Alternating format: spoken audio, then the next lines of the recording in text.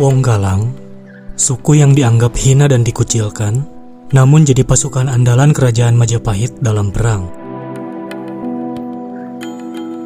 Suku Kalang atau Wong Kalang merupakan sebutan dari salah satu subsuku di masyarakat Jawa.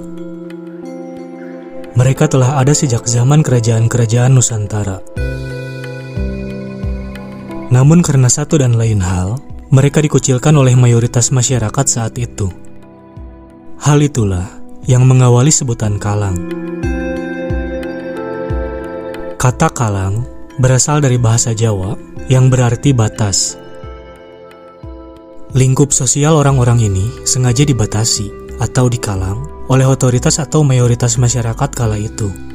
Orang Kalang sengaja diasingkan dalam kehidupan masyarakat luas, karena dahulu terdapat anggapan bahwa mereka liar dan berbahaya. Istilah Kalang pertama kali ditemukan dalam prasasti kuburan candi di Desa Tegalsari, Kawedanan Tegal Harjo, Kabupaten Magelang, berangkat tahun 753 Saka atau 831 Masehi. Maka diduga, suku ini telah ada sebelum agama Hindu masuk ke Jawa. Menurut mitos, orang Kalang adalah maestro pembuat candi yang secara fisik berbadan tegap dan kuat. Ada pula kemungkinan bahwa mereka berasal dari Khmer atau Kamboja, di mana orang kuat di negeri tersebut disebut sebagai manusia Kalang. Seperti kita ketahui bahwa arsitektur candi Kamboja memiliki kemiripan dengan candi-candi Jawa.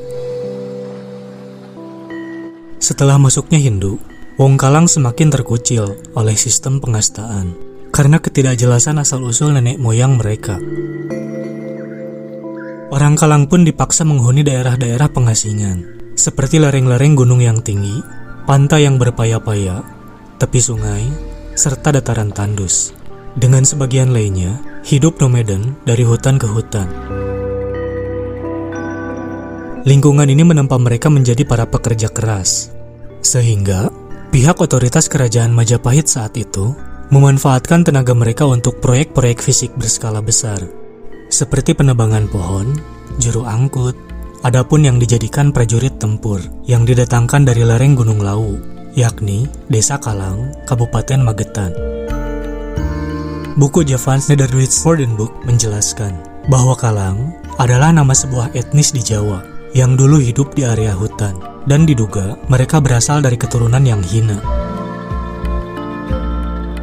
Menurut Peter Johannes Vedt, orang Kalang memang memiliki fisik berbeda dengan penduduk setempat. Mereka lebih menyerupai suku Negrito di Filipina yang berkulit legam dan berambut keriting. Orang Kalang juga dianggap sebagai imigran dari Kedah, Kelang, dan Pegu pada tahun 800 Masehi. Dengan berbagai perbedaan fisik dan latar belakang tersebut, orang Kalang memilih memisahkan diri dari permukiman penduduk lainnya. Kemudian, otoritas kerajaan Hindu saat itu menganggap mereka tidak memiliki kasta atau kaum paria. Semakin rengganglah jarak antara mereka dengan masyarakat umum. Sebab dalam sistem kasta waktu itu, orang yang tidak berkasta dilarang berhubungan dengan orang berkasta, sekalipun ia berasal dari kasta terendah atau sudra. Akan tetapi, hubungan kerja tetap terjalin sesekali. Namun, karena karakter orang Kalang yang keras, liar, dan dianggap berbahaya, sering menimbulkan hal-hal yang tidak diinginkan. Antara lain, pembangkangan orang Kalang. Sebagaimana penelitian Heri Susanto, tertulis dalam buku Perlawanan di Simpang Jalan, Kontes Harian di Desa-Desa Sekitar Hutan di Jawa, tahun 2004. Orang Kalang melakukan aksi penebangan kayu secara liar. Pada era Majapahit, orang-orang Kalang ditugaskan untuk menjaga hutan agar tidak dimasuki penyusup yang membahayakan kerajaan. Alasannya, karena orang Kalang dianggap sakti. Selain itu, dengan kesaktian yang dimilikinya, mereka dipekerjakan sebagai pembuat candi. Konon, orang Kalang mampu mengangkat batu-batu berukuran besar. Ketika melawan suku Dayak yang dikenal sakti pun, Majapahit membawa banyak tentara Kalang berperang di medan pertempuran.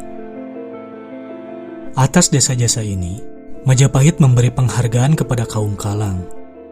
Namun, Lantaran sifat liar yang sulit dihilangkan, penghargaan tersebut kemudian dicabut. Masyarakat Kalang kembali dilepas ke hutan. Mereka beranak pinak di sana, hingga akhirnya satu persatu dari mereka keluar hutan dan membaur dengan penduduk lokal di Jawa.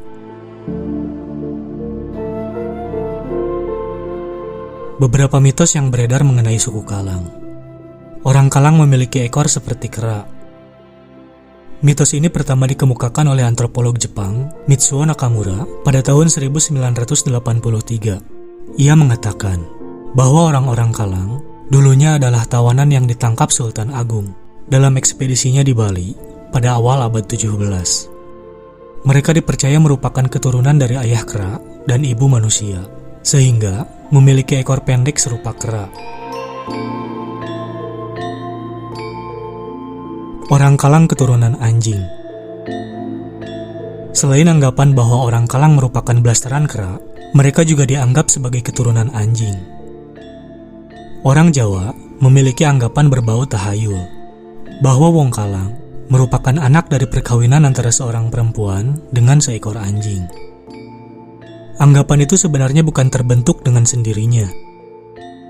Dalam Gegumbregan Gegalungan, yakni upacara yang kini sudah jarang dilakukan oleh masyarakat Kalang, terlihat sekali simbolisasi dan ekspresi gerakan yang meniru perilaku anjing. Antara lain, partisipan upacara merangkak layaknya anjing. Hal ini dilakukan agar segala keinginan dapat dikabulkan oleh leluhurnya. Anjing dalam upacara galungan tersebut dapat juga dimanifestasikan dalam wujud patung kecil yang diletakkan di hadapan orang yang merangkak. Seiring perkembangan zaman dan tidak berlakunya sistem kasta, kini orang-orang Kalang sudah banyak berbaur dengan masyarakat lainnya, baik dalam pergaulan sosial maupun kawin-mawin. Etnis ini sudah diterima dengan baik di Indonesia. Demikian sebaliknya, orang-orang Kalang juga dapat menerima masyarakat dari luar sukunya. Saat ini, orang Kalang banyak tersebar di Provinsi Jawa Timur, Jawa Tengah, dan daerah istimewa Yogyakarta, seperti Cilacap, Magetan, Adipala, Gombong, Ambal, Petanahan, Kebumen, Bagelan, hingga Yogyakarta.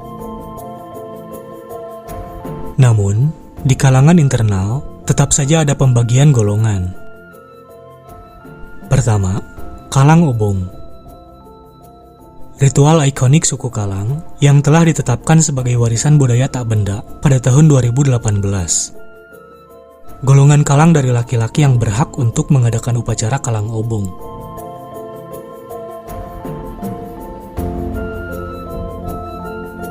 Kedua, Kalang Kamplong.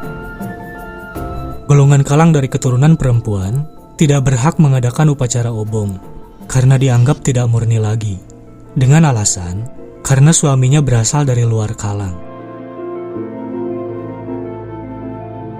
Sejak puluhan tahun, banyak di antara orang Kalang telah memeluk agama Islam dan menjalankan syariat-syariatnya, meski kebanyakan dari mereka masih setia menjalankan upacara-upacara tradisional. Beberapa ritual yang masih mereka lakukan hingga hari ini, seperti Kalang Obong, Obong Mitung Dino, dan Obong Mendak, Gegalungan Gegumbregan, Nyayuti, dan sebagainya. Upacara-upacara tersebut sebenarnya memerlukan biaya yang tidak sedikit. Namun, hal ini tetap dipandang sebagai kewajiban karena bertujuan untuk mengumpulkan kembali anggota suku Kalang yang tersebar di berbagai penjuru Indonesia, sekaligus mengikuti amanat leluhur mereka. Ada pula orang Kalang yang sudah melepas identitasnya. Mereka tidak lagi melakukan ritual-ritual khas kaum Kalang dan tidak khawatir akan terjadi sesuatu pada dirinya. Karena telah berakulturasi dan beradaptasi dengan baik, nyaris tak ada perbedaan antara orang Kalang maupun bukan Kalang. Pada umumnya, kehidupan orang Kalang sangat makmur dan teratur. Banyak di antara keturunan yang telah sukses menjadi wirausahawan.